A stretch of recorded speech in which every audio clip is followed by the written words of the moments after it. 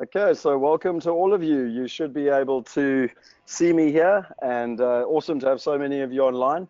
And before we get started, I wanted to just welcome, we've got Dominic and Tim all the way from London in the UK. We've got Ricky, who's in Shanghai. We've got Kevin in South Africa in Cape Town, and we've got Scott from Necker Island. So we really are all over the world. So welcome to the four of you.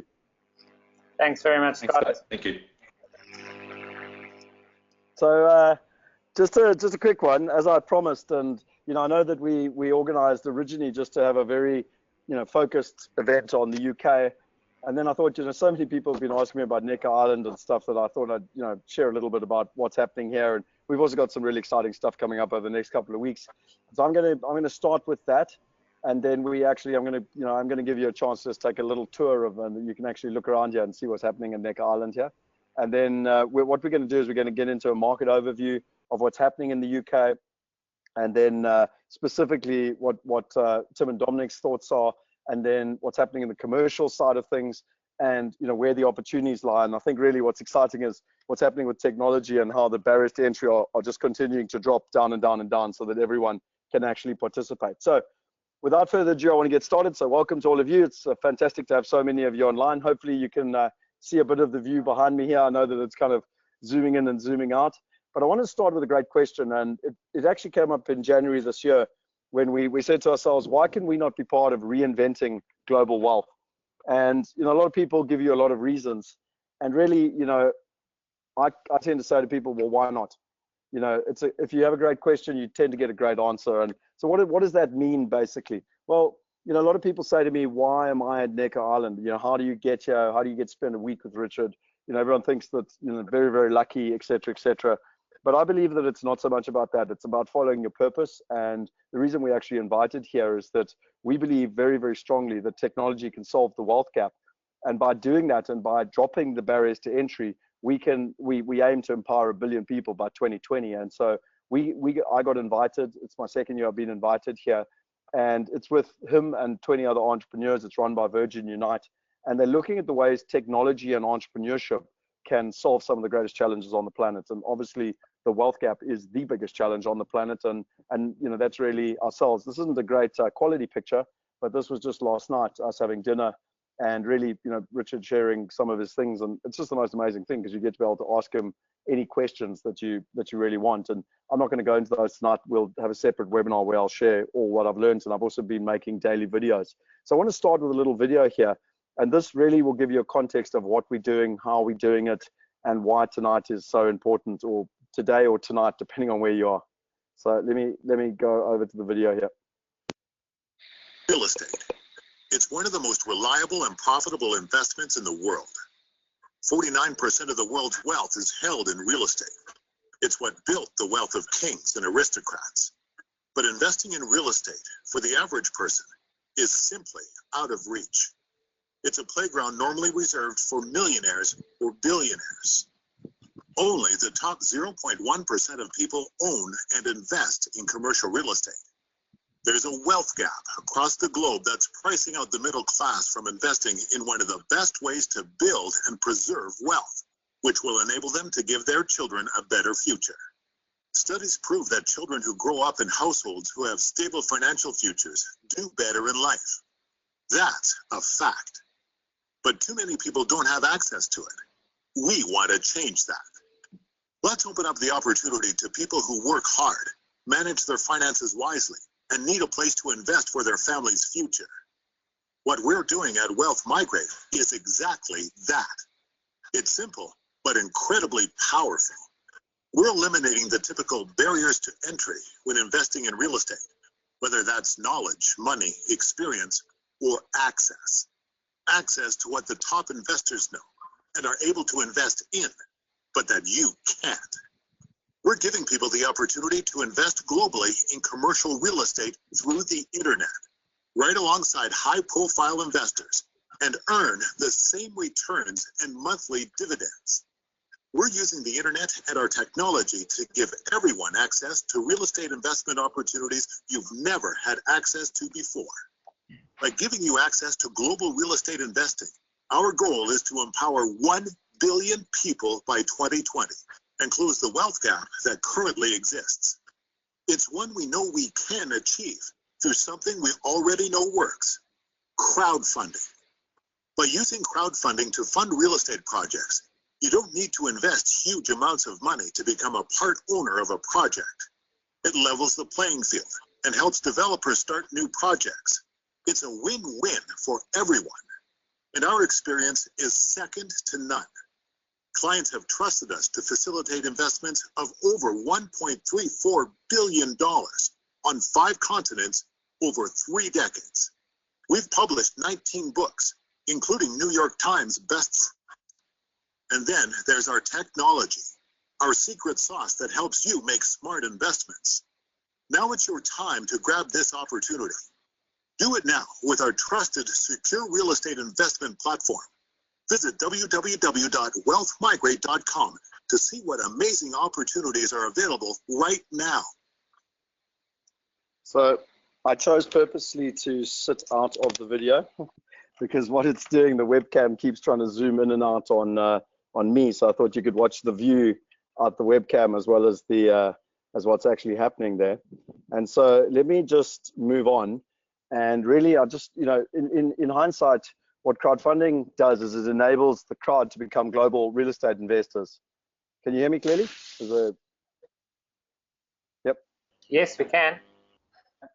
And ultimately get access to the best first world assets and first world income, and literally, with the accessibility of from your pocket. It's really challenging. It's very complex. It's very regulated, but it's why we love it. And to be fair, I'm one of the most boring people on the planet because it's all I've ever done. Technology and property I've been doing since I was 6 in technology and 13 in property, and been trying to figure out how we can use technology to really change and enhance this industry. I think over the last couple of years, we've been building something, pretty much on the quiet, but we'd really, like to, we're quite chuffed with it, and we really want to share it with people. A lot of people, wanted to, I got a lot of private messages, and they wanted to take a tour of NECA. So I wanted to see, if you haven't been on a webinar before, you'll see there's a little chat box or questions up on the top right-hand side. And if that's how you can communicate, you can ask questions. So my quick question is, do you want to take a quick tour, basically, of NECA?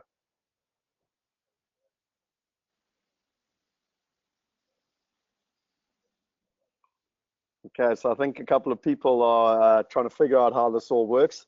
And, we really want this to be responsive. If it's just one directional, it doesn't really work. So, we're going to be asking questions today. We're going to be doing polls. And if you want to, engage, then please do. So I tell you what, we might take a look just now. It doesn't seem like too many people are actually that keen. A couple have said yes and whatever, but, hopefully we'll see a few. And I'm joking. There's lots of people that said they're keen. But let me give you a quick intro, and then I might take you for a tour if everyone's nice and interactive. So really, from real estate crowdfunding perspective, it's really, really exciting what's been happening around the world. I mean, there's been a massive growth within the industry, within the crowdfunding space. 230 plus platforms now, 256% growth in the last 12 months. It's disrupting a $13.6 trillion market. And there's a lot of brands that you might recognize here: Realty Mogul, Fundrise. People have heard of Property Partners in the UK, Lend Invest, and a number of others. But what's really interesting is that all of them are local. None of them offer a global solution. And what's fascinating and why it's been so successful in the local markets is that if you look at any of these brands, Amazon, Uber, Facebook, Google, Alibaba, EasyJet, eBay, just to mention a few, Airbnb, there's one thing that they all have in common. And whenever technology comes to a space and disrupts it, there's basically 3 things that happen. The very first thing is that they vastly reduce the cost. So they make it a lot more affordable. They do this by cutting out all the middlemen. So, if you take Uber, in the old days, you used to have to phone a taxi service, and there were a whole bunch of people answering telephone calls and trying to, link between the client and the person on the guy driving the car. Now it all happens through technology, and it massively reduces the middlemen and the costs. And then the third thing is that it increases accessibility, efficiency, transparency, and ultimately trust. And just this morning with Richard, we were having a whole session around how the future business is all about transparency and trust. And what's fascinating is that really, with regards to technology, is that there's 2 major ways between linear and exponential.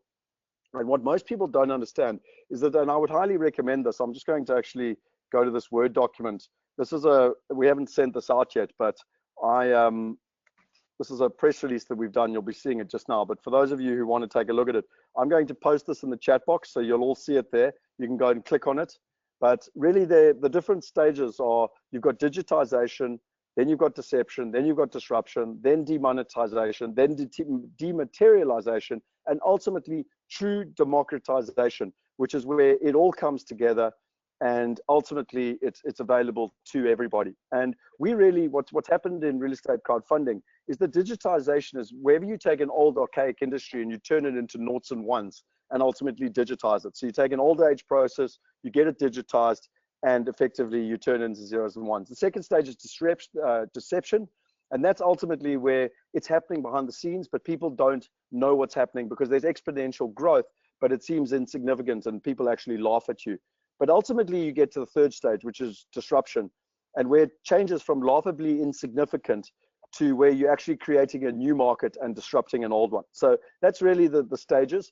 And what's fascinating is that while it's in stages 1 and 2, the exponential side is going through disappointment, and then the disruption starts to happen, and then ultimately you break through into the final 3 stages. We're sitting in real estate crowdfunding literally at this point, at the tipping point. And as you can see going into the future, and for Dominic and Tim, I'm so glad that you guys are on and that you've bought into where this technology is going as well, because there's only 2 outcomes going forward. One is chaos and one is amazement. So those that don't think it's going to come, like the hotel industry and or people that run bed and breakfasts and the impact that Airbnb is having, or the taxi owners association and the impact that Uber's having, et cetera, et cetera, et cetera. You know, they all of chaos where their businesses are very badly disrupted. But for those that embrace it, it's a period of complete amazement and really a period of possibility and opportunity. And that's what I find super, super exciting. I mean, when you look at the old property system, it is completely broken. You know, there's no trust within the system. There's no transparency. There's very high fees and very low returns, and no alignment between the investors and the property partners. On average, between the investor and the investment, there's actually 16 different middlemen. I've been very kind here to only put in, 4 stages. There's actually another 12 by tradition.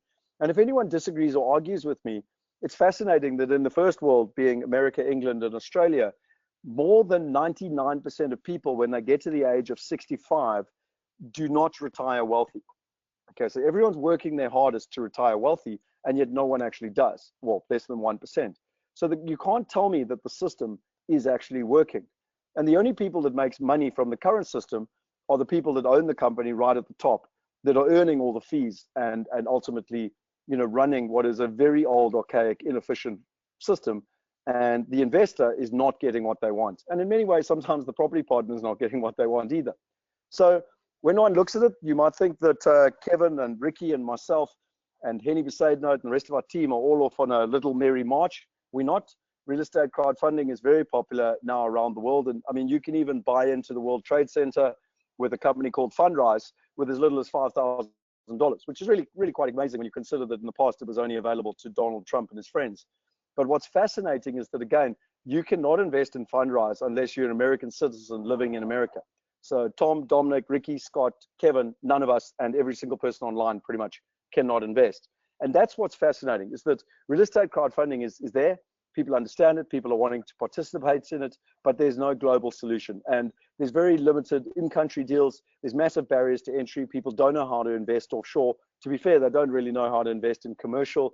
And all the legalities, the banking, the trust, the compliance, the language issues, they all make it very, very complex. And that's where we've come into the picture. So we're now the largest real estate global crowdfunding platform. We're on 5 continents. We've got 9 different offices. And it's amazing tonight, the diversity of where everyone's come from. And, obviously tonight we're focusing on London and the UK and commercial investments. But you can see how literally crowdfunding is going to be able to create the bridge of safety. So whether someone is in Shanghai, whether they're in South Africa, or whether they're in Sao Paulo, it doesn't actually matter. They will all be able to invest in the UK using all 3 of those principles I told you. So, greatly reducing the cost, greatly reducing the middlemen, and ultimately increasing the accessibility, efficiency, transparency, and ultimately the trust.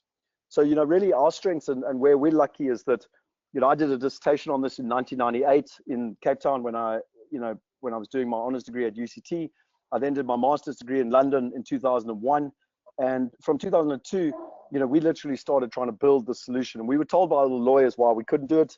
But I think really with our background with IPS, which still runs to this day, International Property Solutions, which we started in 2004 and have been helping people invest in England, America, Australia, and South Africa. We've helped over 2,400 people invest internationally.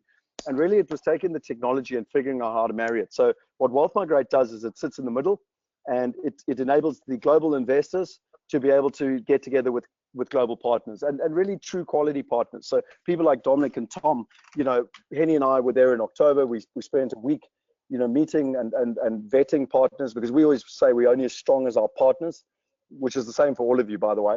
And so our skill set is not necessarily in finding good deals, but it's in finding great partners that bring good deals to the table. And that's really, something that I believe that is so exciting. When you get an Uber, you still have the fundamentals of travel. You still have to have a car with 4 wheels, an engine, and a driver, and you still go from A to B. The fundamentals of investing have not changed. You still need great quality partners, good markets, good deals. All the technology is doing is really enabling that process and making it a hell of a lot more efficient. And then obviously from investors, based on IPS and the track record that we got, and Dr. Dolph de Roos and Henny Besaidenout, just to name a few, Hilda Lunderstedt, there's a huge amount of people that have been following us for many, many years. You can see here the investors, the minimum of 10,000, like we discussed, the global presence, the risk control. Henny runs our investment committee, and his whole focus is on risk control. His number one word is safety. He's always about managing down the risk, and then everything else is upside. And so everything starts with safety and risk control, and then also about a stable return. If you invest overseas, the most important thing you want is firstly wealth preservation. You want to protect the capital you're investing, and then secondly, you want stability within the investment going forward. But you don't want to pay lots of middlemen, you don't want to pay lots of fees, and you want to be in line with your partners in terms of what is actually happening. I'm not going to go into this in a huge amount of detail. There's some great videos with Dr. Dolph de Roos and Michiel going through our GID system, which is our global investment due diligence system. But in essential terms, it's a funnel that comes like this, and it looks around the world. It uses all our different systems in terms of where you should invest, which countries are the best, which currencies, because obviously currency has a big impact. We've got the macro analysis, we've got the financial structuring, we've got the how do we find the partners, and basically with Henny's huge experience in that, we've got the micro city, which cities do you invest in. We've then got the property investment, REAP system, which is a globally recognized system by Dr. Dolph de Roos.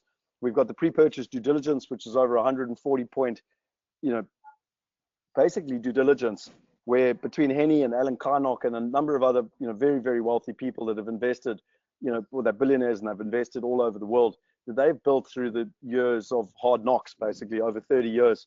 We've got REMS to manage it. We've got a wealth assist solution, and ultimately it's all about the customer experience. So that's our good system, our global investment due diligence system, which is our secret sauce. And really today is not the day to go into it, but it just shows you the level of detail that you're getting when we're coming to the table and with our partners. And it's not just finding a deal and trying to earn a commission. Our platform's been built to be really simple. You literally go online, you register, you can select the investments you want to look at, you can transact online, and ultimately you can manage your portfolio. And really it's my dream that one day on my mobile phone I can have all my properties. I've got properties in England, Australia, America, and South Africa, and hopefully soon in Asia as well, and or maybe an island like this, to be fair. But having it all in one place to be able to manage, because I'm really bad with admin, and getting emails and all from all different management agents and everything for me is an absolute nightmare. And our dream is to put it all in one place and really allow you to be a global citizen with a global portfolio, managing it off one dashboard and with time your mobile phone. So you can see the global dashboard, you can see where you're investing, your consolidated returns, but most importantly, you've got complete trust and transparency into the numbers. And I do think one thing that's quite important just to recognize, we had a meeting this morning with Michiel and the whole senior management team, and he was actually mentioning, because we're at the end of obviously Q1, and we're making all the payments, and on all the deals, the commercial deals that Henny and has facilitated, Michiel and the whole team, Ricky, we've exceeded expectations every single time. So it's great that they, on the return side, are always conservative, and they actually prefer to overperform, which is actually fantastic, and I think a real credit to the team. when you look at the team, again, I'm not going to go into in detail. You can go and read the PPM if you want. If you type in the little chat box there, you can type in PPM. We can actually send you the full profile on the company, who everyone is. But Henny Besaidnout's, a billionaire. He's listed 2 companies. He heads up the investment committee. He's also my co-founder and our chairman. Hilda Lunderstedt is one of our largest investors. She's also a board member. She's invested both in the company and in a lot of the projects. And she's a very, very successful business lady and passionate about the space we're in, and has actually been helping us with the global operations, just with the business scaling. Ling is a very senior lady, and she's the CEO running our China operation. And then really, for the rest of the team, it's not just 2 guys out of a garage with a platform, but I think just some of the people. I mean, Jacob Maritz and Lo, for our CIO and our CFO, built one of the biggest financial property systems in the country, which was sold to Old Mutual for 400 million rand. Dr. Dolf de Roos is one of the most famous authors and international property investors in the world. Roger Hamilton is one of the best known people worldwide in terms of exponential technologies. Joyce Scoffler is one of the 10 most respected women in America in crowdfunding. Ian Scott is effectively, he's the senior managing partner at Grant Thornton. Paul Nadira is probably the top 5 most respected crowdfunding people in the world, and he's CEO of our Australian operation. Jay Thompson is a highly, highly successful digital guy and joined us in October last year. And you can see there, I mean, we've got legal and compliance, we've got Ricky, we've got Kevin, we've got Michiel, all who are on tonight. And I mean, there's plenty of members and plenty that don't even have pictures up there. So you're dealing with a substantial team that's got a global framework and a global platform. And then in each country, we've also got people on the ground that are both looking for deals and from a compliance perspective. In the UK and America at the moment, we're actually trying to finalize who those people are exactly. So Kim Blackman in the UK and Bruce Saunders in America, and we're just putting that in. Australia is all set up, and then China, there's a huge amount going. We're building. We've got a big team that's been built out of Shanghai. For South Africa, what's interesting is that Kevin's been spearheading this. We set up the African Crowdfunding Association. We've been in direct dealings with the FSB. It's been very, very productive. And we actually looking, and what this is with regards to actually being able to do crowdfunding of real estate in South Africa, which is really quite exciting, because we're going to get access to the best quality assets in South Africa and allow investors to invest in them, and people that already own real estate assets to possibly get some liquidity out of them.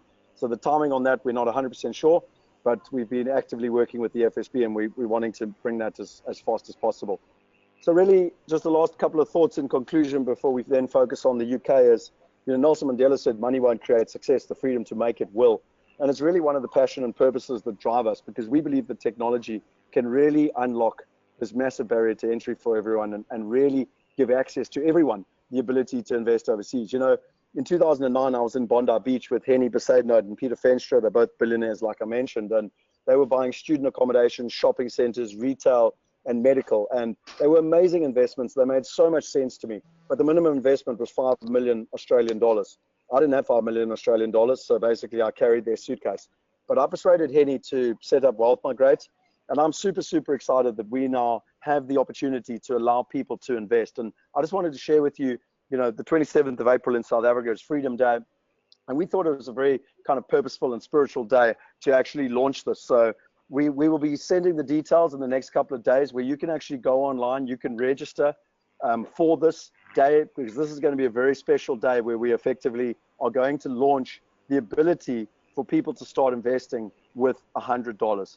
So you need to register, and the people that register will get access to our 3 white papers. So if you're a beginner investor, we'll give you the 5 laws of building wealth through real estate. If you're an intermediate investor, we'll give you the 5 keys to offshore real estate investment success.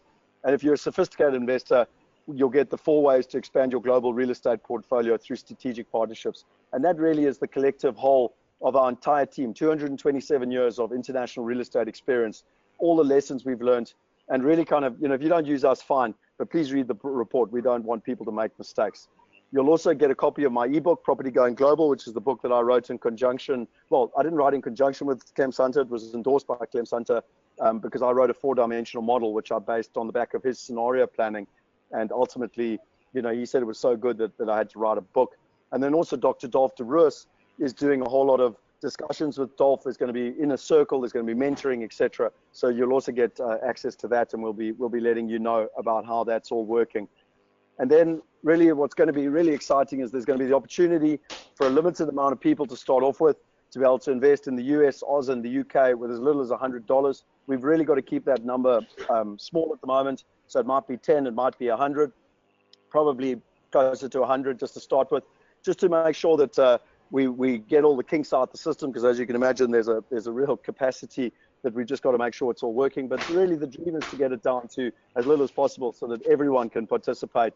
And, you know, guys like Dominic and Tim, you know, one of the guys got hold of me, Jean, I won't mention his surname, but I mean, he's one of the wealthiest and most successful investors in South Africa, real estate developers. And he's invested with Dominic and Tim. He's an awesome guy. He lives on, well, he doesn't live on, but he's got a house on Teeson Island where I live, and, you know, I've lunch with him quite regularly. And it was amazing that he's invested with the Riverside Capital. And you know, in the past, it was only available to guys like that. And we really want to drop those barriers to entry and make it really accessible to everybody with great investments and great partners. At the moment, the minimum investment is $10,000 in the US and Australia, and £10,000 in the UK. So, you know, you don't have to go and buy a piece of land out in the middle of nowhere now. You can actually buy into a commercial property with an existing tenant and earn an existing, you know, quarterly dividends, etc. So it is available now for people, you know, that want to participate at 10,000 plus, and also for sophisticated investors that want to invest 50,000 plus. You know, there's plenty of opportunity in Australia, in America, and more, you know, great deals in the UK in the pipeline as well, which, you know, Dominic and Ricky and Tim are going to share now. So, you know, you can go online and pretty much get going straight away. If you want to, you know, get access to the reports, my book, and, you know, everything else, and obviously with the lower access to these different deals, you know, that you need to register, and we'll be going live on Freedom Day, because it's a really important day. And then we've got a number of different webinars tonight. We're going to be focusing on the UK.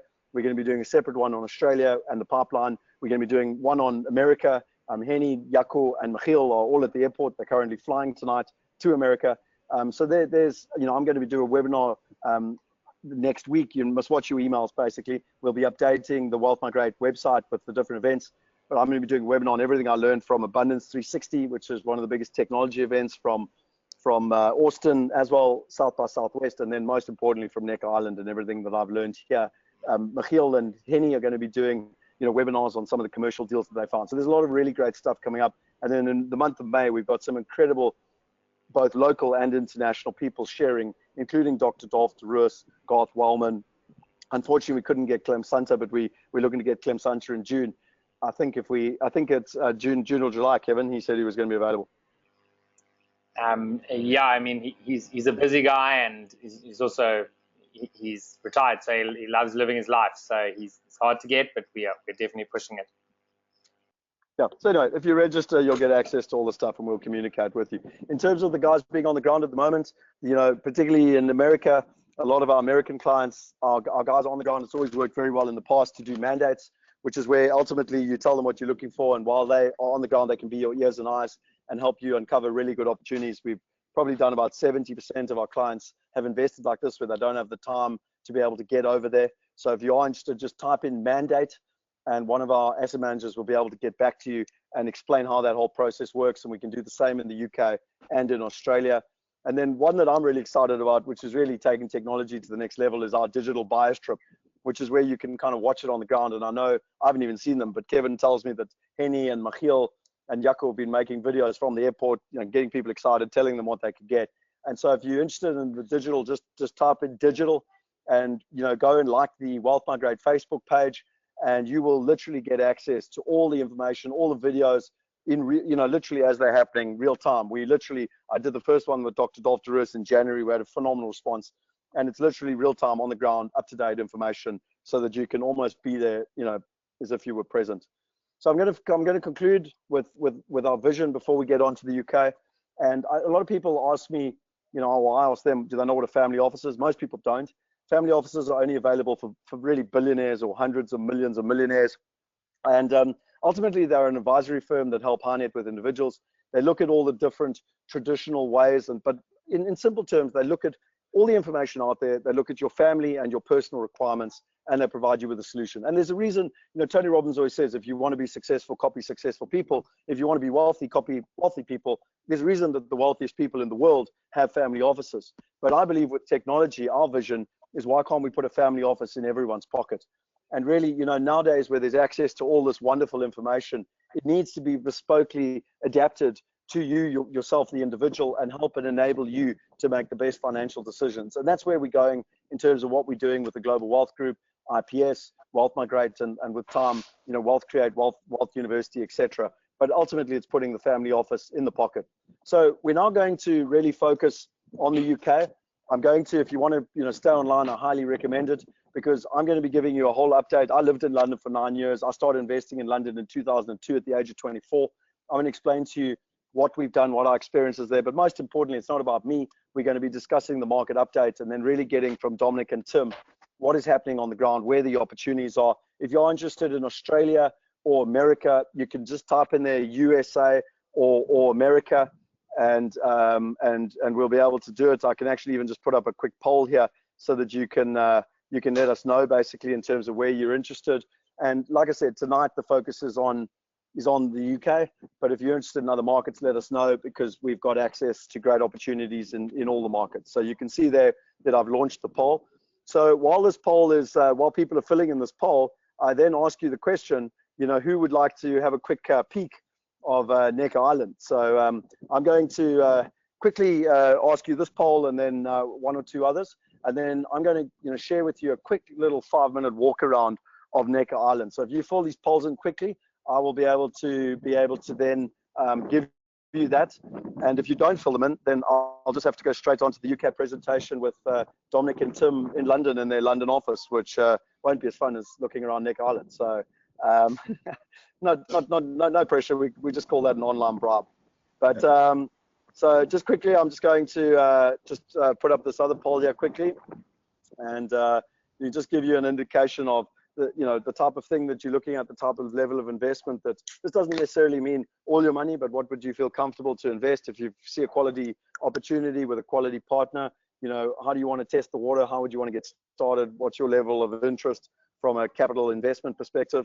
You've obviously told us in terms of what markets and where you're looking. It gives obviously us a very good indication. So I'll give that another 5 seconds or so. For those of you could all just fill it in, I'd really appreciate it. Obviously, we're going to huge lengths to share with you, and if you share with us, then we can actually make it a lot more personalized to you, and ultimately give you a far better solution. So okay, let's close that one out. And then lastly, the last one before we go to a quick tour is, when would you be wanting to invest? So it just gives us an idea. And then later, once Dominic and Tim are going, we'll get into some more specifics. Do you want single family homes? Do you want commercial? Do you want industrial? Do you want medical? Because the more that even Tim and Dominic, the more that they understand what people are looking for, then our whole philosophy, if you've got quality partners and they understand people's needs, then they can go out and actually help people get into those deals. Okay, so I think that's probably enough. We've got everyone voted there, so thanks to everyone who's voted. So let me close that poll. You should be able to see my webcam business. So really, we've got 2 partners online tonight, and they've come, it's late there, and they're very, very busy. So I wanted to get into the nitty gritty, what's happening in the UK specifically. It's very, very important. It's a very, very popular market around the world. It's seen as the bastion of safety. And also from an experience perspective, I mentioned that I did my first project when I was 13. There it is. I extended on our house so that I didn't have to share with my brother. I then did my first property development in Cape Town when I was 22. We bought an old house and knocked it down and built 6 townhouses. And we did our first house in London, in Wimbledon, when I was 24. And we figured out a strategy where we've done everything in partnership. So everything, I've never bought a property on my own, which is why crowdfunding is such an appealing thing to me, because I believe that 1 + 1 can always equal 11. And this was a property, it's a 3-bedroom house. We renovated it, put a conservatory on it, turned it into a 5-bedroom house, and have made more than £1,000 passive income every single month out of that property since 2002. And really what happened was all our friends were coming to us and going, well, how did you do this? Can you help us? In both South Africa and London. So we started IPS, International Property Solutions, and we've helped people invest internationally in thousands of South African properties. We've helped them, hundreds in London, and hundreds in Australia, and hundreds in America. And you might notice a lot of it's residential. It was up until 2009, and that's really when I met Henny. I was much stronger in residential, and that's when we really started doing the commercial side of things. And we're super excited to also be now getting into commercial in the UK, and what is happening over there. I think just in terms of the market, I think one of the things that's most important always is to talk about timing. We were investing and helping clients invest. Like I told you, I started in 2002 in London. I stopped in 2007. I started again in 2009, and I stopped in 2010. And it's really interesting. I mean, we got clients here that bought in Wimbledon. It was a 2-bedroom, 2-bathroom for £455,000 in 2007. Everyone said they were absolutely stock steering mad. They were 2 quantity surveyors from Durban, and yet they had cash flow positive from the beginning. They've had 100% growth in pound terms, or more, to be fair, and the rand has lost more than 50%. And in 2009 in Greenwich, a number of people bought into this development. Now, obviously, there were tough times then. The developers were, in panic, basically. We negotiated a nice large discount. Again, they've had cash flow positive rents. They're now worth £1.4 million with an M. That's million with an M. So that's 3 or 4 times what they bought it for in pound terms. And obviously, the rand is halved as well. So, I spoke a little bit about Clem Sunter in his book and my book. And again, everyone that signs up will get access to this. But really, our whole thing is not based on gut feel. It's based on systems.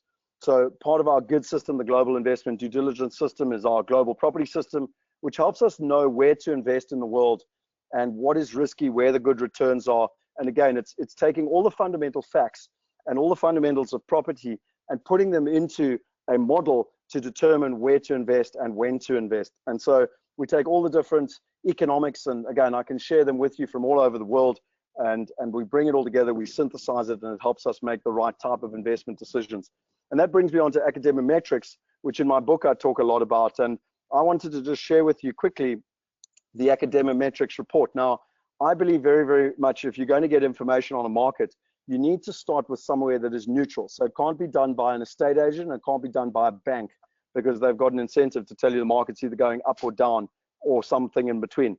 And so what is fascinating, if you look at the academic metrics report, there's 7 different indices in England, but I like, and this is specifically for residential, but I like this because it's taken off the deeds office and there's no emotion, and they tell you whether it's just going up or down.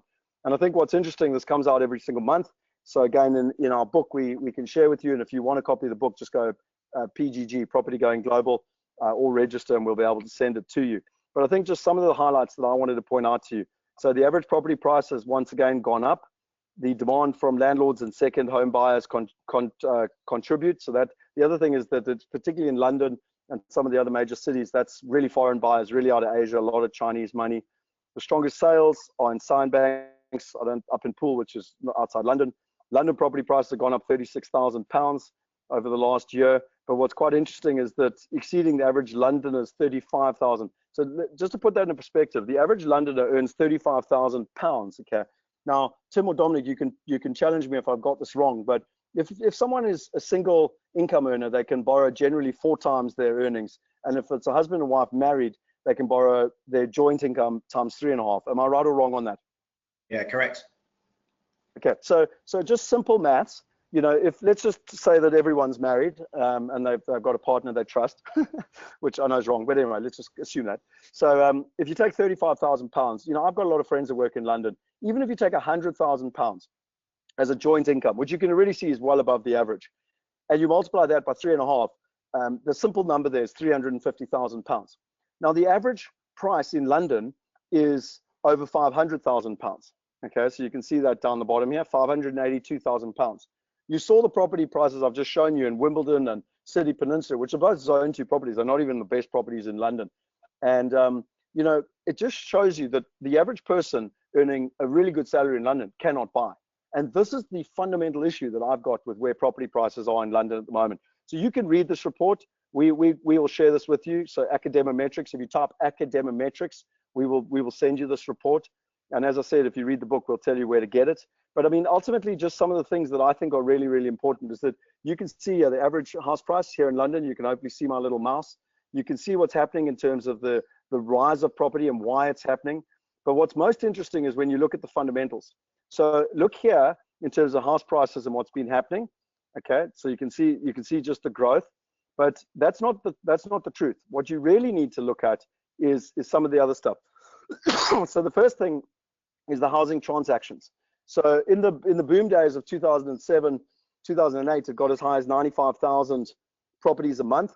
You can see here in the black that they're sitting at the moment between 60 and 70,000. So the market, when it crashed in 2009, it actually dropped down to below 20,000. And that's why there was such an opportunity, because the developers were panicking and sellers couldn't sell.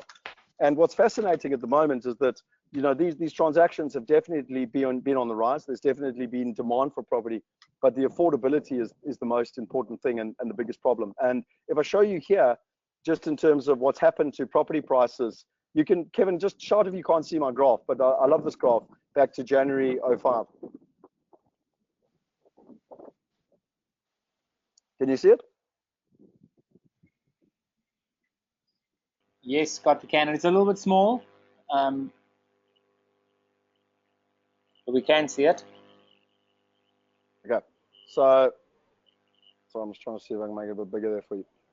Okay, so how's this for timing? Okay, and a lot of people, what does Gary Player say? The harder you try, the luckier you get. So I've been investing, I told you, in London from 2002, so somewhere over here in my mouse, and I stopped in 2007. I thought the market was too frothy. We started investing at the back end of 2008 after the crash. So you can see literally around this period here from January 2009, and we actually stopped investing in the first quarter of 2010. And our logic was that property prices, literally within 12 months, London recovered, and we're almost back to where they were before the crash, but yet the risk remained the same. Now you can see that you could argue with me that possibly I'm wrong, because property prices have continued to increase since then. But I believe that there's fundamentally things that are wrong there, and most importantly, the affordability.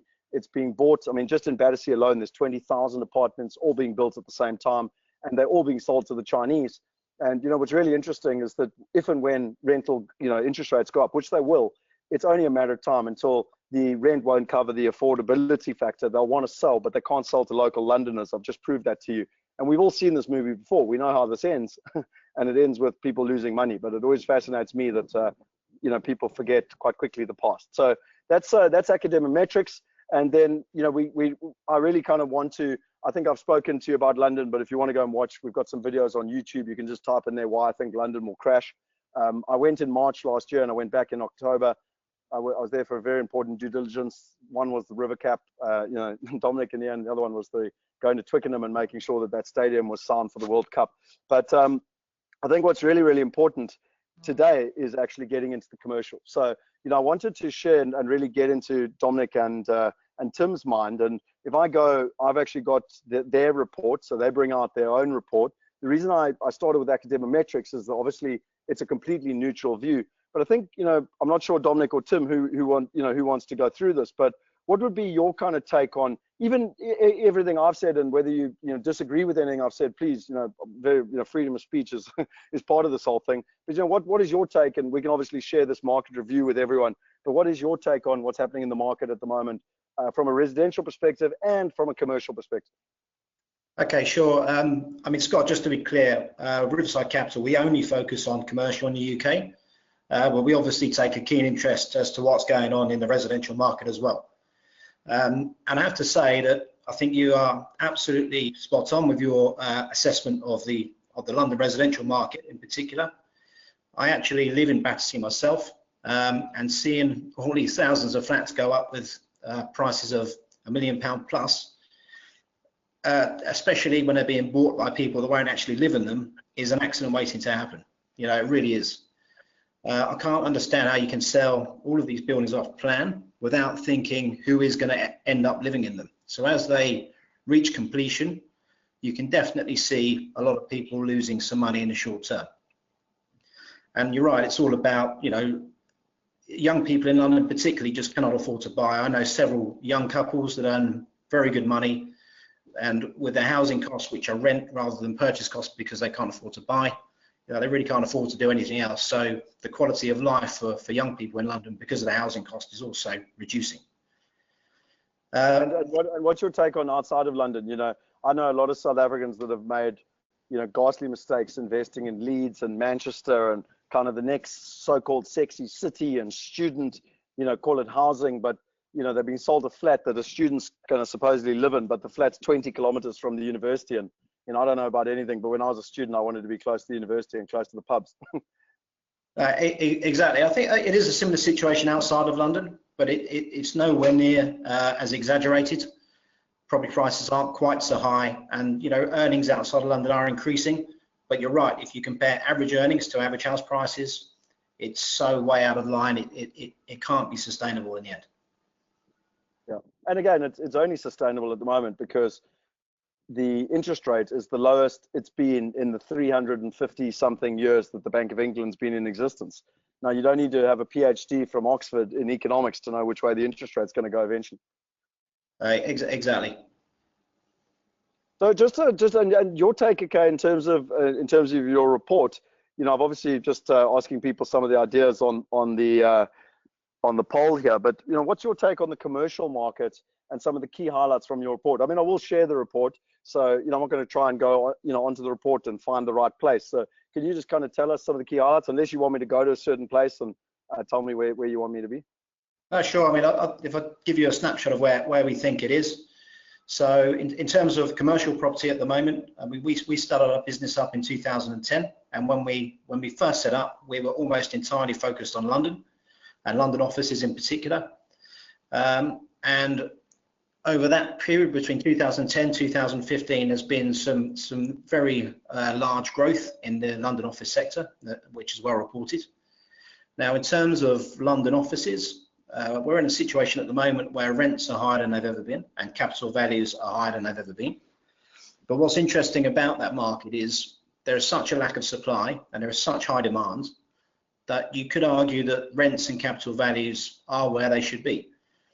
Our personal opinion, I mean, we've sold out every building except for one in London. And our personal opinion is it's time to wait and see what happens. We're in uncharted territory. So we're going to wait, sit on the sidelines, and see what happens over the next 12 to 18 months and see if more opportunities do arise in London. But the way we see London is we've had a period of fantastic growth, and whatever happens, we're not going to see the same type of growth over the next couple of years that we've seen over the last 5. Okay, and so what would you say, from your side, Dominic, would be the top kind of 3 kind of risks or concerns that people need to be aware of, whether it's London or outside of London?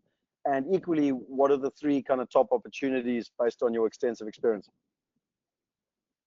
Well, I think the risks are we've got a situation where particularly in London we're just in uncharted territory. So it's hard to say that that's a big risk, but in certain areas, London was always dominated by, say, prime West End, prime city, and now all of a sudden you're seeing people pay West End prices in what were previously secondary parts of London. So if you take London as a whole, very good reasons to continue to buy prime. Our office is on Old Bond Street, and whatever happens on Old Bond Street, values double every 3 years. So it's hard to argue against it. But in some of the lesser areas, so around King's Cross, in Shoreditch, and some of these areas which have seen unbelievable growth, I think you need to be a little bit careful. It's quite interesting. When I started in the business in 1998, rents in Shoreditch were £5 a foot, and now rents are approaching £70 a foot. So it's been unbelievable. In those areas, you just cannot see continued growth. Shoreditch, dude, when I lived in London, I mean, I lived there from 99 to 2007. Shoreditch wasn't exactly the most popular area in London, No, I mean, it is different now, but that's exactly it. It's not prime by any means. I think the other big risk in the UK at the moment is obviously, we're faced with a situation where we've got a vote as to whether Britain stays in the EU. Our personal view, our house view, is that we won't come out of the EU. We think that the vote will be a no, but that is definitely something that people are concerned about. And I think the other risk is obviously comes down to interest rates. There is a real possibility that interest rates will have to start to rise at some point in the future. It's interesting, Dominic. I sat next to Richard last night, and I actually asked him about that, the UK leaving the Euro zone, and he said it's a massive challenge for England the pound devaluing, and also possibly even residential property, etc. And he really hopes that they stay a part of Europe, but he's worried obviously with the refugee crisis. It's it's creating momentum that in terms of the vote actually happening. Yeah, I think there is a bit of momentum, but I'd say definitely, if you look at all the polls, and particularly if you speak to people in business, I think the majority feel that it's going to be a vote to stay in. And I think ultimately, when people come to vote, there are so many unknowns with coming outside of the EU. Why would you vote for so much uncertainty? And I think that is what is going to eventually see that vote be a no. Yeah, no, fair enough. So okay, so those are the things on the negative side. Really, you guys are there to do the research and to analyze the risks, but ultimately in every market. And I want to be very clear here. When I talk about the residential market in, say, London, and I say, that there's massive risk, I do think there's massive risk if you just go and buy from a developer some off-plan development. But that doesn't mean that you can't necessarily go and ferret out an opportunity and spend months and months on the ground and kick the door down and be able to renovate. And there's always good opportunity in every market. And with time, that might be a possibility. But if you're just going down the road, finding an estate agent, buying an off-plan development like every other foreign investor is doing, I think you're going to get carved up personally, certainly in the short term. But from an opportunity perspective, understanding those risks, Dominic, where are you guys focusing? Where do you see kind of the top 3 opportunities in the UK? I've been investing, like I said, in the UK since '99. Where should I be looking? What do you want to share with me that I need to know about around the opportunity side?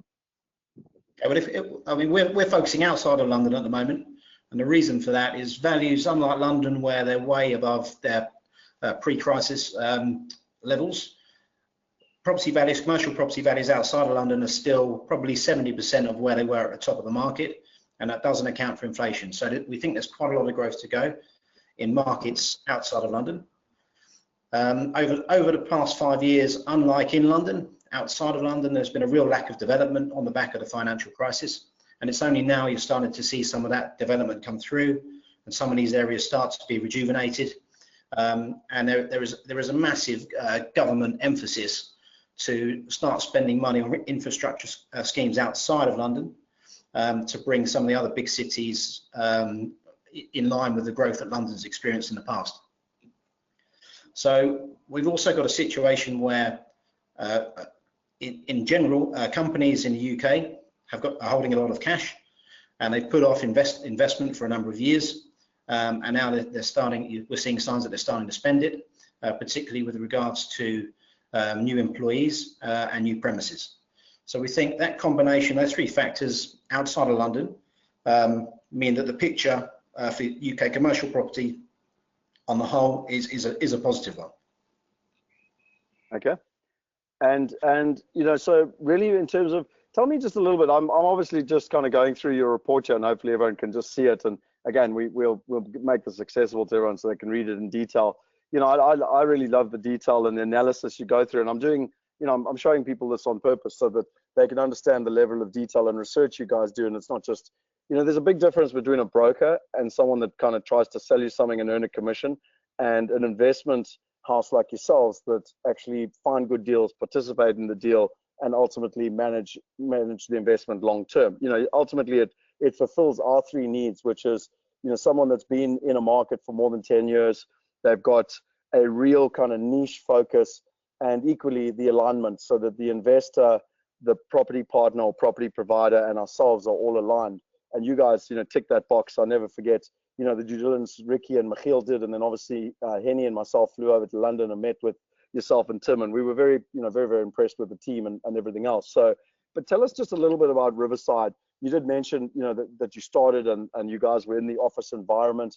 How big are you? You're in London. What's the team size? What are the kind of 3 or 4 things that people should know about the company? Yeah, sure. We've got assets under management currently of around about 400 million. And since we started our business, we've transacted just under £1 billion worth of deals. So transactions being a purchase or a sell. So on average, we're buying and selling an asset every 7 to 8 weeks. So we're very active in the market. And what's interesting and why you know, the idea, us working with you guys, what we like about that is, you know, we're exactly the same in terms of our philosophy. And when we set the business up, we looked at the UK commercial property market and we said, look, this is impossible, almost impossible for private investors to get access to. And so that's what our business does. It provides a platform for investors from around the world to access UK commercial properties. And that's what we think is unique. So probably 95% of the cash in our deals is from private investors. Okay, wow. And I mean, that's what's so exciting with me with technology is that now, you know, in the past that might have only been, you know, extremely high net worth people like Jean, but you know, nowadays with technology, it's now being made accessible to everyone. And you know, we really respect the fact that you guys, you know, accept the fact that that's where the world's going from a technology perspective and are prepared to participate and make it available to far more people, which I think is truly exciting, you know. So just in terms of, you know, what I want to you know, kind of move on, because I think we've given are there any questions or anything before we actually get into the specifics of the deal that's available? Is there anything that is relevant on, or anything from your side, Tim or Dominic or Ricky, that we've missed in terms of just people understanding both ourselves, who we are, and how we do what we do, and equally, you know, with Dominic and their team and Tim and what they do? Is there anything else that anyone wants to cover, or any questions before I get into the specifics of some of the opportunities? Scott, currently, Scott, I think from sorry, Ricky. You go ahead, Kev. I was just going to say, just from questions from the attendees, most of the questions are specific towards projects, etc. So in terms of the companies and whatnot, there aren't any questions at the moment. If there is any, please do type them in now. Right. Cool. So from my perspective, I was just hoping, sorry, I dropped off for a second there. The line here in Shanghai is pretty unstable. So I just wanted to check, Dom, if you could possibly run through some of the past projects that you guys have done as Riverside Capital, and just give some past examples, as well as what the performance has been to date on those projects, and whether or not you've actually managed to achieve all the right targets that you've done. Yeah, sure. I mean, if I start with the first deal we did, so the first asset we bought for the business back in 2010, we bought a building in London. It was a vacant office building in London that we paid £30 million for. The idea was to buy it, refurbish it, let it, and set it into the investment market. And we got as far as, we just got over the line in terms of purchasing it. So we bought it for 30 million, and within 4 months we'd sold it for 45 million to a big UK REIT.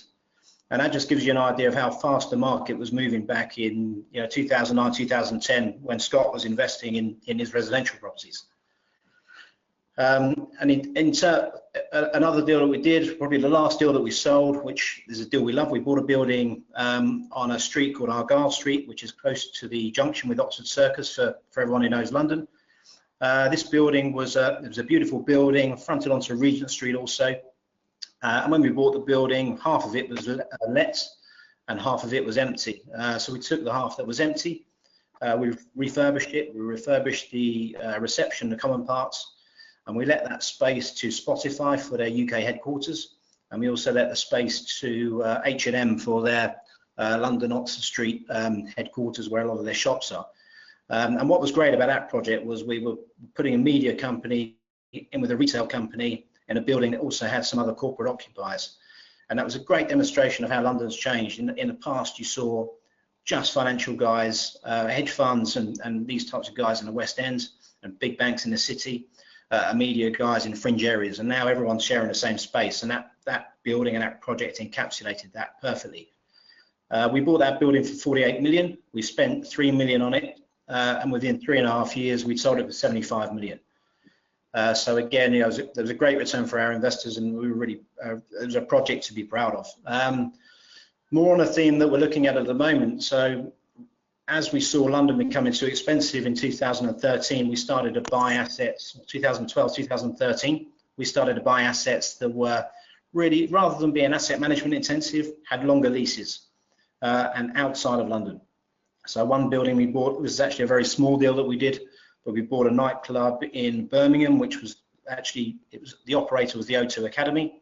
There was a lease in place for 20+ years, and we bought it for 2 million and sold it for just over 3 million within a couple of years. So 100% return on equity to our investors. So those are the three. I'd say those are the three of the best deals that we've done as a business. In every case so far, we've been lucky. On average, we've sold assets for 50% more than we've paid for them, and we're hoping that continues, obviously. And just in my interest, Dominic, one thing I always get asked, and I think it's a great question as well, is, when hasn't it worked for you, or even where something happened where you didn't expect something to happen, and where you had to use your experience to kind of rectify the situation, or I don't know if you've got an example like that. As everyone should hopefully realize, this is an off-the-cuff type question, but I believe that people should be judged also not just when it works, but also when it doesn't work, and how you behave.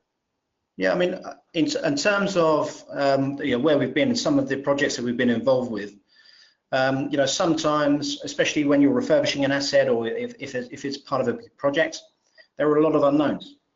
So whatever you assume on the way in, things can change. Costs can increase, costs can reduce, and it's very much a moving feast when you're working on a project. And so really, because of that, we've had to build a big team. So our team is very property intensive. We hire asset managers. We've got considerable experience to deal with any of those changes that do come up. I guess we've been lucky in the period since we started the business. Values have been increasing, so the market's been there for us. So from a buying and selling perspective, nothing's gone wrong. And in terms of income that we've promised to pay to our investors, again, nothing's gone wrong yet. So hopefully we're doing a good job of managing these assets for our investors. Fantastic. Ricky, does that answer your question? Yeah, that's good on my side. So I think we can proceed to the actual deal that we've got at the moment as an opportunity for our investors, if you don't mind. Yeah, perfect. So just in terms of the process here, I've got obviously our deal summary and the documentation in terms of how it all works. What's going to work best, Ricky, from your side, between yourself and Dominic, and kind of explaining the opportunity, etc.? How do you want to do it? Do you want to work through our kind of PPM or project brief, or how do you want to do it exactly? Yeah, so Scott, what I'd like to do is run through just some questions with them on the project, and then they can give us a brief overview. I think what's important for all of the attendees is that if they want all of the detail in the deal, that they actually, if they're not already registered on the platform, is that they register and they log in, and they'll be able to access the deal and the brochure there, and they can download it themselves and get into the real detail personally on the brochure. So I think for tonight, if we could possibly just run through the deal with Dom, and then offline, I'd encourage each and every one of them to go online onto our portal and actually be able to download the brochure there and to get more detail. Yeah, so I mean, this is the brochure that you're talking about, and obviously there's all the different details, the maps, there's even Google Earth. You can drive up and down and look at the streets and really kind of get into all the detail. But I'm just going to track through this, Ricky, but if you want to go ahead and ask the questions that you want, I'll just slowly go through this brochure so people can see it. Perfect. So Dom, if you could just start off by giving us a brief overview of the deal itself in terms of the project value, the different locations, who the tenant is, what the lease length is, kind of returns that investors are looking at, and just really give us a good overview of the deal. Yeah, sure. Okay. So I just want to, just before I go fully into that, I just want to say that the way when we identify assets, it's on the back of our in-house research, and we would come up with a strategy as to where we think we can make money in property in 2016. And the hotel market is of specific interest to us. We now own eight hotels, including these 4. But this is a portfolio of 4 hotels, total purchase price of 19.76 million, in 4 different locations in England, 3 different locations in England, sorry, and 1 in Scotland. Now these hotels will be brand new, and they will be let for 25 years to a company called Travelodge. Now what's interesting about the hotel market in the UK is that there are 2 types of structures. In some cases, hotels will, the rent you receive from a hotel will depend on its performance, but in other cases, and in this case, the rent you receive is not dependent on the performance of the hotel itself. It's dependent on the company that takes the lease paying you the rent each quarter. So we're not actually, so even though we've got 4 regional hotels, the risk here in terms of a tenant perspective is the tenant as a whole, not the individual location. Now, why do we like Travelodge? Travelodge is a budget hotel operator. They're the second largest budget hotel operator in the UK. They've got about just over 523, I believe, at the moment, hotels.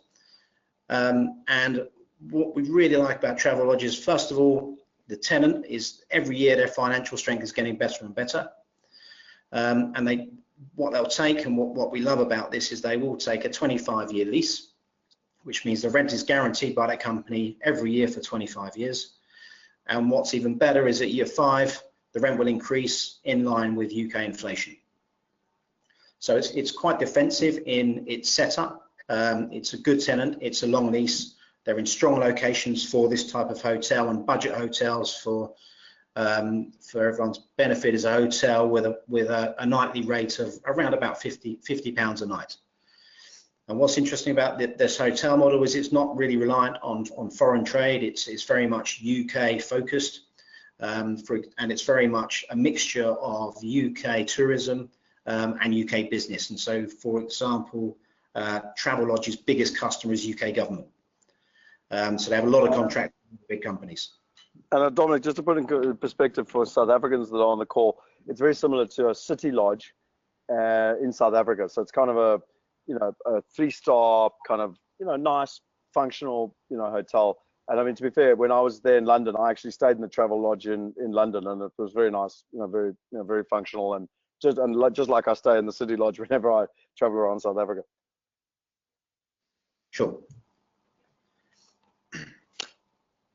Okay, so Dom, thanks for that feedback. Really appreciate that. I'd like to just highlight something that you mentioned there in terms of the lease agreement in the hotel chain sectors. During the due diligence process, one of the first things that actually came from Henny, the moment that we mentioned that we're moving into this sector, is how exactly is the lease structured. And I think in his experience, I don't know if he personally burnt his fingers or if he had some colleagues burn their fingers, but it was that exact case of it being performance based on each individual location and how the hotel was performing, as opposed to the lease structure that you currently have in place. So that was definitely one of the aspects. And then another thing that came up in the due diligence, which I'm sure is on some of our attendees' minds, is one of the companies Scott was alluding to earlier on, and that's Airbnb as a disruptor. And you guys gave us quite a comprehensive report as to why exactly it's not going to affect this particular market too much. I don't know if you'd like to just touch on that for us. Yeah, sure. And I think it was since we had that conversation, I've actually been lucky enough to spend a bit of time down in South Africa and in Cape Town in particular. And when I looked at Airbnb opportunities in Cape Town, the difference between Airbnb opportunities in the UK was massive. It really was. In Cape Town, when you stay with Airbnb, you tend, well, from what I saw, you get a nice modern apartment or house with all mod cons. If, for example, you try to stay in an Airbnb around the location of these hotels in the UK, you would get nothing anywhere near that sort of quality. So the types of things that are available on Airbnb near these hotels, it would be, for example, a room in someone's house for the night. Now, we feel that a corporate vehicle is never going to put one of their members of staff into that type of accommodation. And what they like about Travelodge is cheap, cheaper than Airbnb, and they know exactly the quality of accommodation that the staff are going to get. And also, I don't think, with the exception of London, UK tourists, again, unless you're going to a specific location, in these types of locations, they won't be looking at Airbnb. There's been a few studies done, nothing comprehensive, but our feeling is that the Travelodge and Premier Inn in these types of locations won't be affected by Airbnb. Great, thanks for that feedback. Dom, as you would know, being in the industry for some time, is every single property investment obviously comes with some sort of a value play. on the deal. If you could just touch base with us on how exactly this deal has been structured and what the value play is over here for the Travelodge deal. Sure. So with these types of deals where you've got long income, and really with any type of deal, it's all about buying well. Now, these assets we've bought, 4 assets from 3 different vendors, and we've put them together into a portfolio. And the 2 things that this creates is, first of all, the purchase price that we achieved, because we're buying them directly from developers, is far cheaper than what would be paid for these investments if they were standing investments in today's market. So the average price we're paying for these assets is a yield of 6%. If you look at one of the big agents in the UK, a company called Knight Frank, they just released their quarterly yield update, and on average yields for these types of hotels are 4 3/4 already. So we've got a 125 basis points benefit on the way in because we bought from developers we know, we bought these assets off market. Now, the second thing about this portfolio and why we think there's value created from the purchase is, as an individual hotel, these assets can kind of be too big for a private investor to buy on their own, and maybe too small for a fund to look at individually. But if you put all 4 together, they're absolutely in the space that a UK fund would like to buy.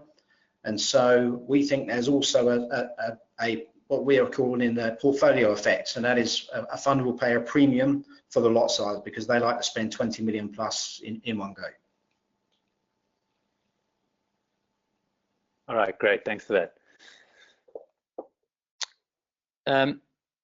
In terms of the project itself, what's your favorite part of the deal? I think my favorite part of the deal is there are so many reasons why this investment could perform on the upside. You know, on the face of it, it's very defensive, as I've said, but there are so many reasons why capital values for these assets will increase. And first of all, the strength of the tenant. Travelodge, in my opinion, is going to strengthen for the next 5 years. This year, they've just released their full trading results for 2015. For the first time, EBITDA was 100 million. That was a 50% increase on the year before. And they've got a lot of openings planned for this year and the next 3 years. And we think profits are going to continue to increase. And what that does is, as Travelodge becomes more attractive as a tenant, more and more funds and private investors around the world will look at these assets as really safe assets, considering the length of the lease. One of the other things that we love about it is that in year 5, we get a rent increase, and that's linked to inflation.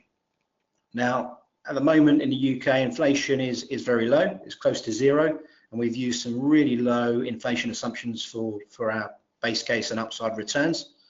Now, we don't think it's going to take much for inflation to beat those numbers. And what that does is, again, it's 2 things. So the main thing is that if inflation outperforms or it goes faster than what we've put in our assumptions, then in year 5, the rent's going to be far higher than we've assumed. And also, as soon as those inflation numbers start to come into the numbers, we think more and more UK institutions will be allocating funds to buy assets that are linked to inflation. And so increased demand will mean higher prices for these types of assets for sure. Awesome, thanks for that, Dom.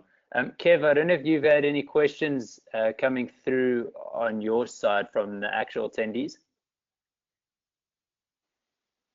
Hi, Ricky. Yeah, there are quite a few.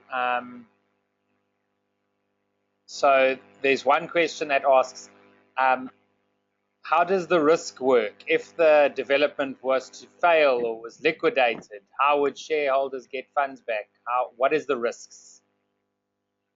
Okay, so let's start with one of the assets is already completed. So just to give you some perspective, this deal has taken us about 6 months to put together. And over that period of time, you know, on 3 of them construction had started. 1 is now complete, so the risk of anything going wrong with that is 0.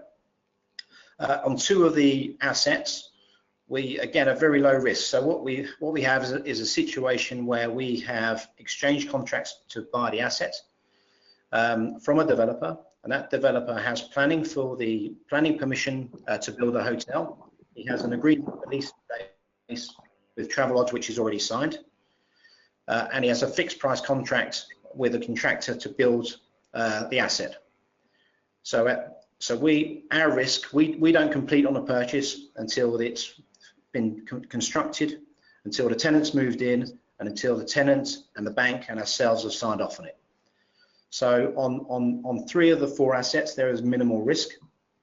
On the 4th asset, which is rather than a forward commitment, it's what's called a forward funding. And the benefit of a forward funding in the UK is really twofold. First of all, it means we can buy at a much better price than you would a standing investment. But secondly, it means you can save quite significant sums in terms of stamp duty. So stamp duty on a commercial building in the UK is 4% on the finished value. When you're doing a forward funding, you only pay 4% on the land aspect. So actually, the stamp duty we're paying is far less than what we would pay on the finished project, which means we can pass those savings on straight to our investors at a purchase point. Now, the risk with that forward funding is a little bit more than with forward commitments. So the way it works is we will fund the acquisition of the land, so we will own the land straight away. As the developer builds, there will be a drawdown of funds, and again, that drawdown will be signed off by ourselves, it'll be signed off by the bank, and it would be signed off by the tenant. Now, and if there are any cost overruns, then the developer pays, and there is about, on the contract price, the developer's profit works out to be about 15% of the contract price. So the contract price would have to go 15% over because the first call is against the developer's profit. So any cost overruns are funded by the developer. In terms of, if the worst happens, if the developer disappears, then what do we do? Well, that's the great thing really about our in-house team. In the past, as I said, we own 8 hotels. The majority of them we have bought by way of forward funding and forward commitment. But in the past, we've also built hotels from scratch. So if we ever had to step into the shoes of the developer, then we could. Great, thanks for that comprehensive answer, Dom. Kev, I believe some of your other questions have been around the returns. I don't know if you could possibly just scroll a bit there, Scott. Sorry. How far down do you want me to go? There should be a returns page a little bit below. So just to clarify for everyone on the call, out of this deal, Wealth Migrate has been allocated £1 million to raise on behalf of Riverside. So we've only particularly got £1 million in this deal. And in terms of the returns, which Scott's just finding there for us, they've got a worst case, a base case, and an upside case. We'll be working off the base case. Scott, you can go one slide up, or one page up. And I think based on what Dom said, there's a strong that way up. that way up, yeah. There's a strong case for us having a lot more of the upside rather than the downside based on the work that they've done. Yeah, correct. I think if you look at our assumptions on exit yield on the base case, yields for these assets are there already. So you could argue that we've assumed no yield compression for these types of assets. And again, we've assumed very low growth rates in terms of inflation on the rent. So any spike above that is only going to increase these returns. Scott, sorry, I'm just seeing the fees part of that document. If you can scroll up a bit. So you're on the right page. I'm just only seeing the fees. There we go. Perfect. Okay. So in terms of the return on equity, you can see there we've got it at 53%, 87.2%, and 36.33%. You can clearly see for yourself, and if you download the brochure, you can actually go into a bit of details as to the breakdown for that and how those numbers are derived.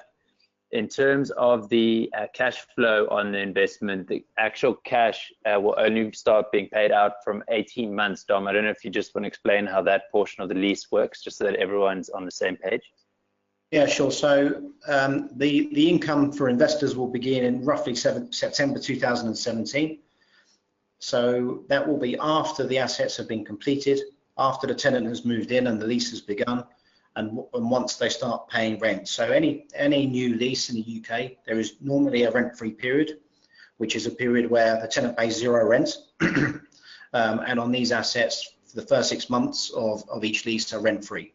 So it's only after the assets are completed, the tenant's moved in and he started paying rent, do you start receiving the benefit of that income.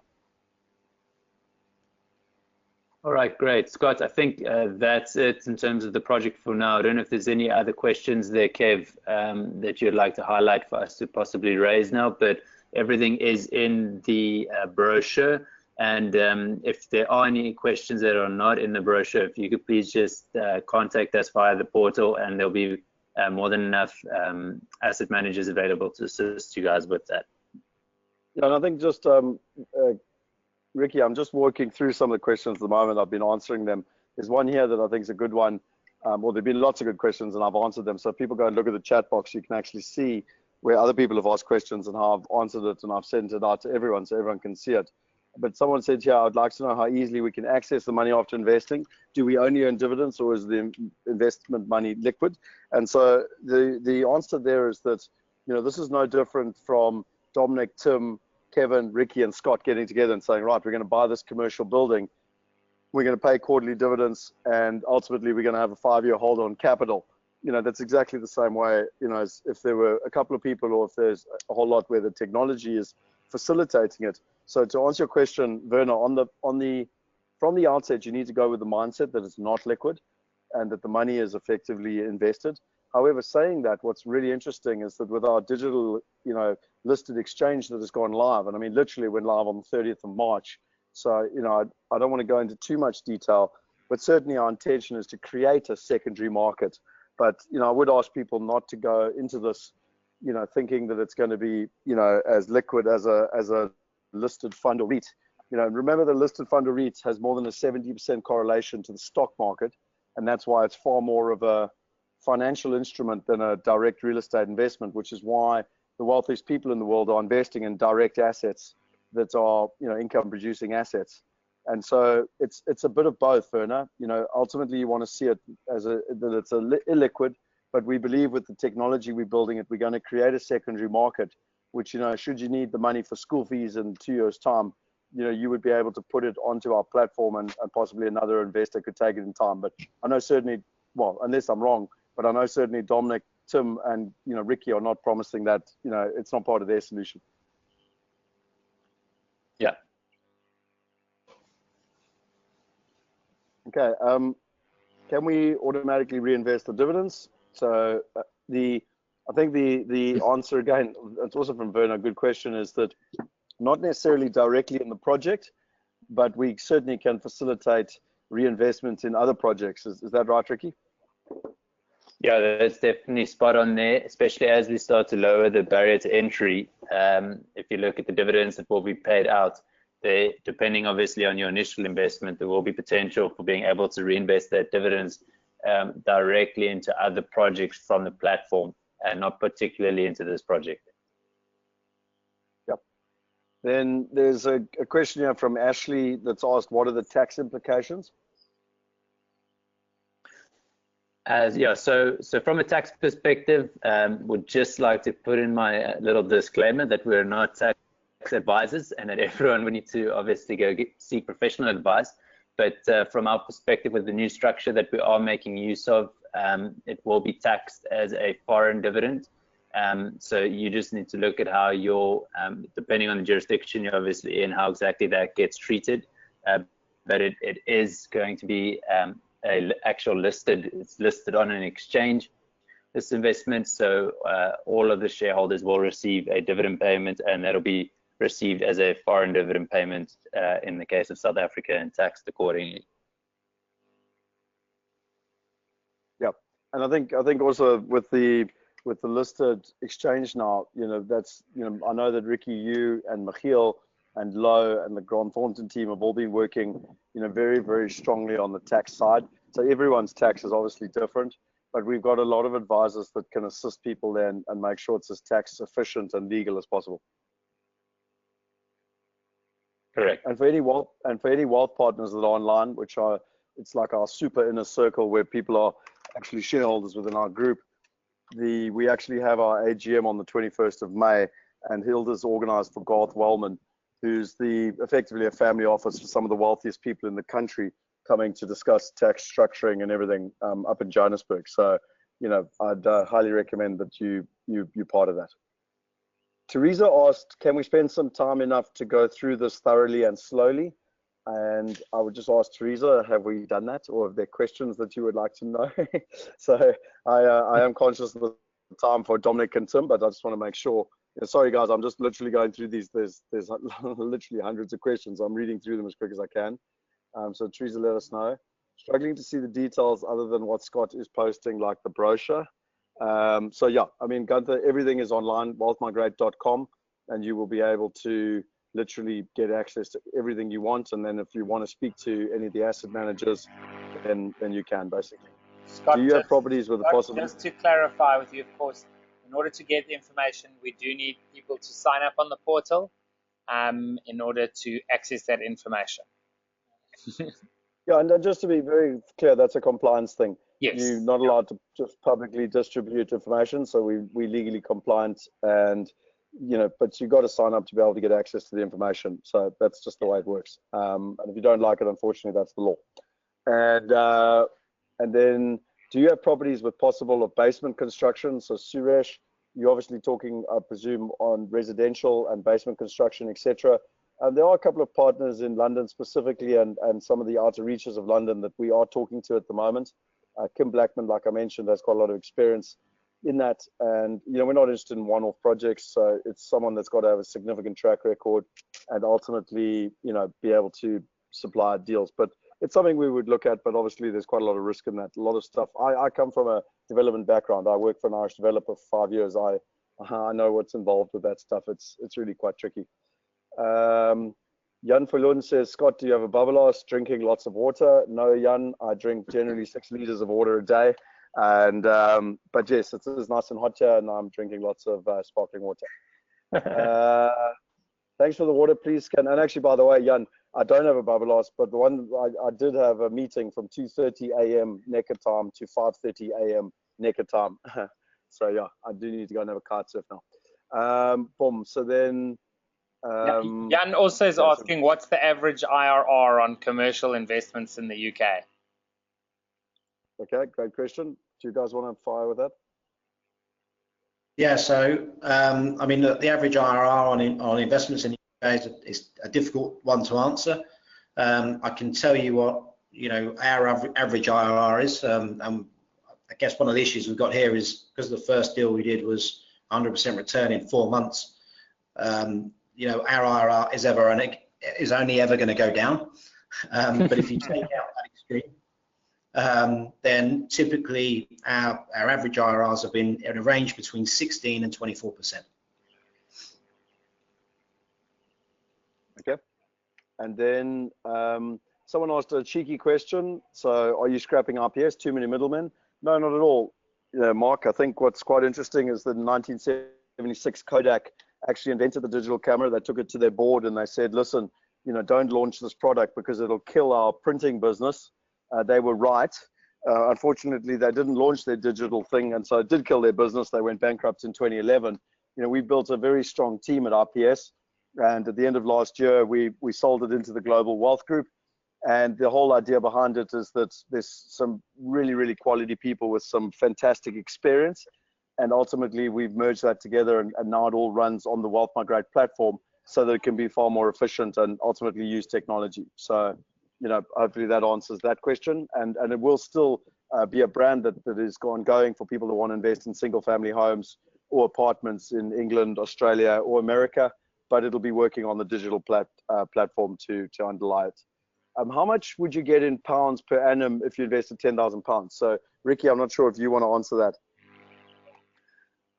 On a per annum basis, Scott, it's going to, we'll need to look at the cash flow returns, but obviously if you look at the return on equity, if you were to invest £10,000 in the project and you had a 53% return on equity, that would mean that you would get £15,030 out at the end of it.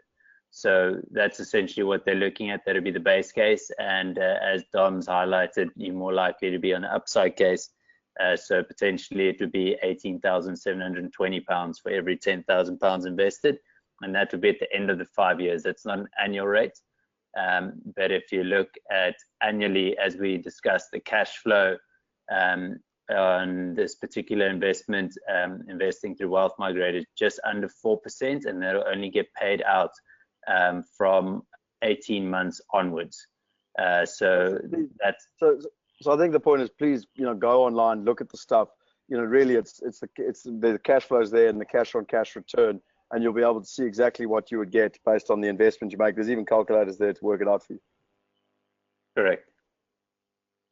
Tax implications, I think we've discussed. Someone said having to pay someone in the UK in sterling to do one's tax, etc., might take away the profits. So I think, Sonia, it is something to consider, but our whole purpose is to help people build global portfolios.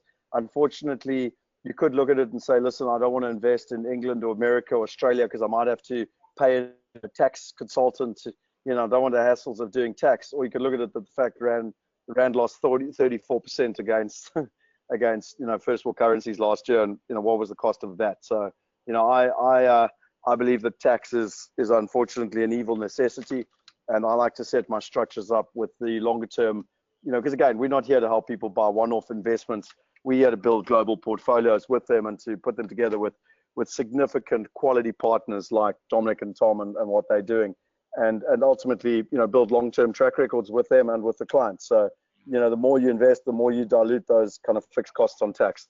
That's the way I look at it. But you've got to get started somewhere. No one ever learned to read a book no one ever learned to swim by reading a book. At the end of the day, you've got to jump in the pool at some point.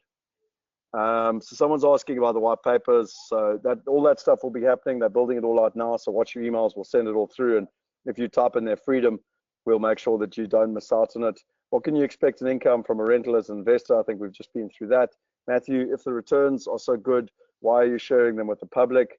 Matthew, that's a very interesting thing. I've been asked that at an IPS level for 12 years. I think really it comes from two mindsets. One's a scarcity mindset, one's an abundance mindset. Scarcity mindset, people think that if we share it with people, then we're losing. And Dominic and Tim, if it's such a good deal, why don't they just do it all themselves? But abundance mindset people realize the value of partnership and synergy, and 1 + 1 can equal 11. And also, the whole power of leverage and partnership. So, I've never done a property deal on my own, not once since my very first deal when I was 19.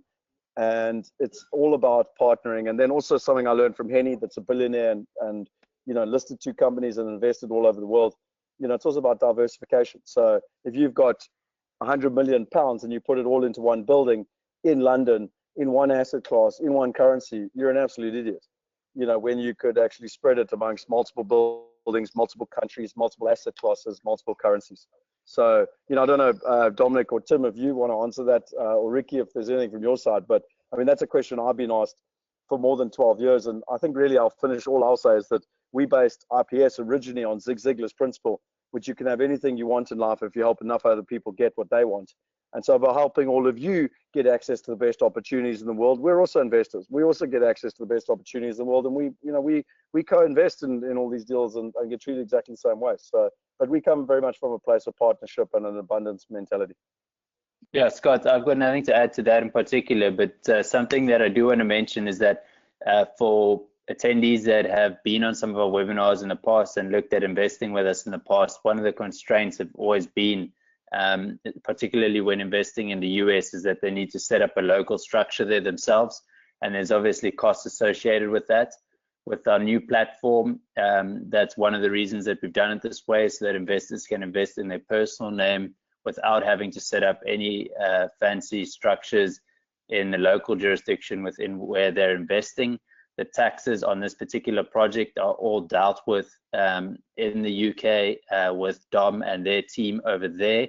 It's just your personal tax that you obviously need to file in your jurisdiction and declare your income which would be declared as a foreign dividend in this particular case. So there's no extra fees, and that's one of the reasons that we're actually able to offer the investment at £10,000 or $10,000 going forward on this platform, because if you were investing $10,000 in the past and you had to set up a structure in the US and you had to file tax returns in the US, the costs associated with that would just make no financial sense.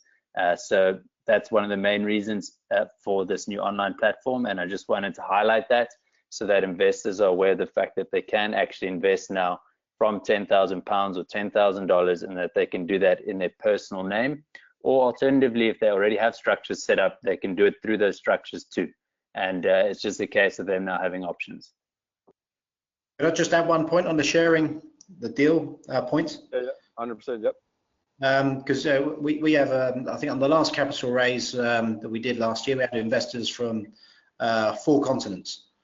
And we often ask the question, you know, if the deals are so good, you know, why they not fill up with UK money? And you know, we do have quite a high percentage of UK money coming into these deals, but ultimately, you know, and that UK money includes our friends, includes our family in some cases, and it includes our own money. But ultimately, we are, you know, as with you guys, Scott, you know, we're trying to make access to these deals, not just in the UK, but on a worldwide basis, open to private investors, because you know, it's almost impossible to get into this market. And so it's a pleasure being able to share this type of opportunity. Yeah, no, 100%. Well, that's that whole abundance mindset. Guys, I'm just going to fire through these questions because there's lots of them, and I am conscious of the time here. So, you know, what if interest rates go up and the risk on returns? I think there's a whole section where we cover risk on the portal. And again, if you want to kind of go into the asset managers, but just quickly, Dominic, you know, if interest rates do go up over the 5-year period, how have you allowed for that? Well, I think one of the great things about this investment is because the rent increases are linked to inflation. Well, the only reason interest rates are going to go up in the UK is if inflation comes in. So we've actually got a nice hedge with this asset against any rise in interest rates. But in addition to that, you know, we're starting out with a loan which is 60% loan to value, and over the period of 5 years, we'll pay the loan to value ratio down to 55%. So there's a partial repayment of the loan. We think there's going to be a big value increase at year 5. That value increase will be bigger if bigger inflation comes through. And so actually, you know, our argument is that this deal is the perfect hedge against interest rate rises. Okay, great. And then, yes, we will be posting the recording of the webinar, and I will be putting the slides on SlideShare. And to be fair, you've got access to all the information on the portal if you register. We also, someone said, how do you realize your share, you know, when you want to check out?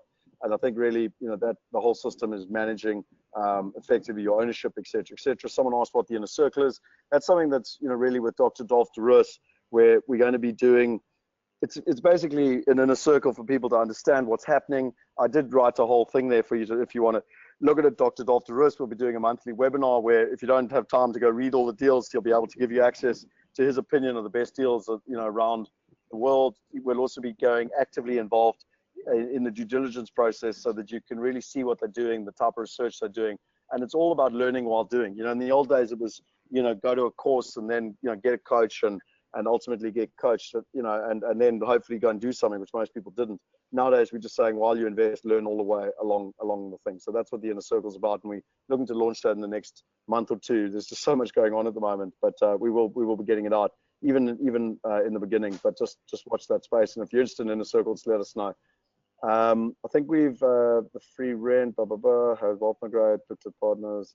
So yes, we got a number of different partners in the UK that we're working on, and but yeah, Riverside, you know, have built a long, strong relationship with our team. Thanks, Scott. So it's about the income you get from the money invested. Yes. So I mean, we really, particularly when you're looking in the first world, our most important thing is that we look about 70% plus on the income side of it, because that's really, you know, biggest lesson I learned from the global financial crisis is that wealthy people focus on income and poor people focus on capital appreciation. And what's really interesting is that because no one knows when the market's going to turn, and the wealthy people, continue to create and preserve wealth by that strategy, and poor people go bankrupt every time the market turns on them. What are the steps for getting out of certain stages? I think we asked that. I'm listening carefully. So does one get one's capital back? It's not after 25 years, Sonia. It's after 5 years. Can we invest a specific amount per month? So that's a great question, Linda. It is actually a product Wealth Migrate wants to build. In this specific opportunity, it's no. So they've actually got a lot of demand at the moment. And to be fair to Dominic and Tim, they really wanted to allow this to take place, and we had to get our global exchange, finished, and we finally got all the compliance and sorted on the 30th.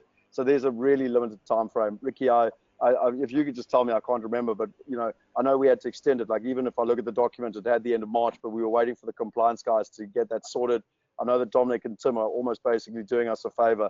And for this, it's literally a couple of weeks that people have if they want to participate in this specific deal. Yeah, so that was actually extremely important, Scott. I'm glad that was raised now. Sorry for not mentioning that. So, Dom, I think the closing date out was the 22nd or 23rd of April, if you could just confirm. Yeah, so 22nd of April. There we go. Would we need a tax? So, yeah, I mean, that's even less than 3 weeks, basically. Would we need a tax clearance certificate? So it's again, Sable can facilitate you with that whole thing. It really depends on the level of investment you're looking at. You've got a discretionary allowance up to 1 million rand where you don't need that. And let me just look here. How do we get hold of various development brochures? So that's again, Costa, that's all online. You log into the portal and you got access to everything. Something on the pound versus the rand. So we did a whole analysis with James Painter and Andrew Rizek in February. I'd highly recommend you go and look at that. And we can actually, if you type it in there, we can get the currency forecasts from James Painter. I've been working with him for more than 10 years. He's had more than 80% accuracy on what's happening with the rand. But I do truly believe long-term, I've been investing in London, like I said, since 2002. And what's really interesting is that long-term, the rand has devalued against the pound consistently by about 5 or 6% a year. And so if you're looking to, invest for the next 3 months, then you really need to figure out if the market's going up or down. But if you're investing for the next 5 years, you need to look at long-term trends, and you're always going to win with the pound over the rand. Boom, boom, boom, boom. How do we sign up? You go to the portal, wealthmigrate.com, and you go to the thing that says sign up. There's a button. You just press it and basically log in. Has capital appreciation. So there's two types of ways of looking at it. You've got the cash on cash return, and then you've got the internal rate of return, and that obviously does take into account capital appreciation. So yes, and it's all there, but I want to be very clear, there's no allowance for rand devaluation, because that, all the returns are based on buying it in pounds and UK based returns, nothing to do with rand devaluation. Boom, boom, boom, boom. Gotta go. So everyone's saying thank you very much. Online tax is fairly simple. So thanks for that. Can I use my US structure to invest? So that's a specific question, Gordon. If you want to speak to the asset managers, we can get into specifics for each person. Can I clarify the difference between internal rate of return and ROE? That's quite a long conversation, and after being on here for nearly 2 hours, I think they're pretty much the same sort of thing. Return on investment is just a methodology. I mean, I would just suggest there's this little website. It's quite amazing. It's called google.com. And if you just go in there and literally post the two things, you'll get the definitions.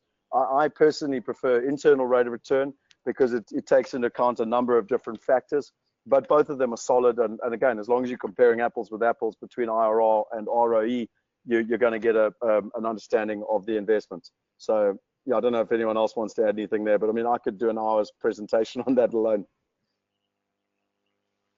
I think just simply put, IRR is an annualized return. ROE is a total return at the back end.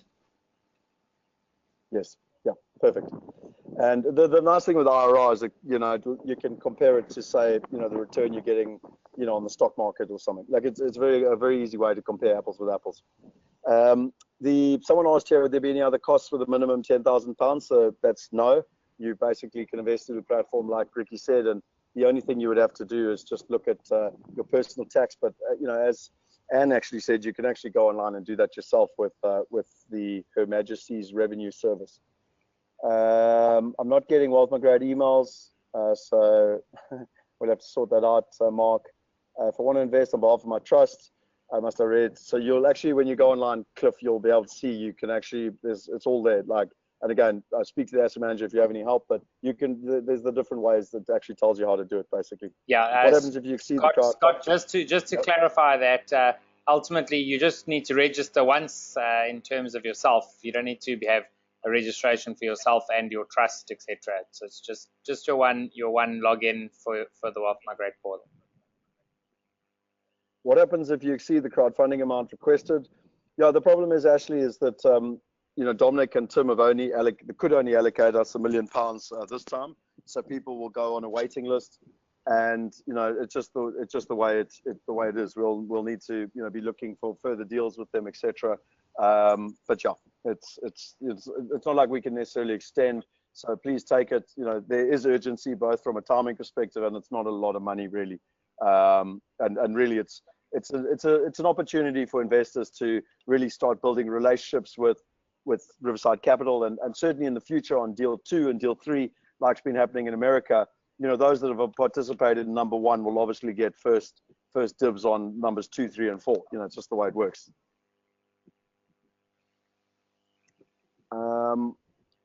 Yes, Scott, I think you're sort of near the end here in terms of the questions. Yeah. No, I can see it. Just to give Dominic and Tim peace of mind, this won't go on forever. What happens if you, where do we pay tax? So again, you know, you're earning your income in the UK, so you're primarily you'll start there. And if you bring the money back to South Africa, you'll also be in South Africa as a South African resident. But you know, you need tax advice on that. Like Ricky said, I'm not a tax advisor, and this is not tax advice. But our asset managers can certainly tell you what we do, and then put you in contact with tax people. And Sorry, I'll just make a quick point on the UK position. So effectively, normally in the UK, there is tax on income, but there is a government incentive for development in the UK. So for a brand new building, such as these hotels, there is what's called capital allowances available. That income gets paid to the offshore company, which without paying UK tax. So there's no tax on the income at UK level. Perfect. Okay, great.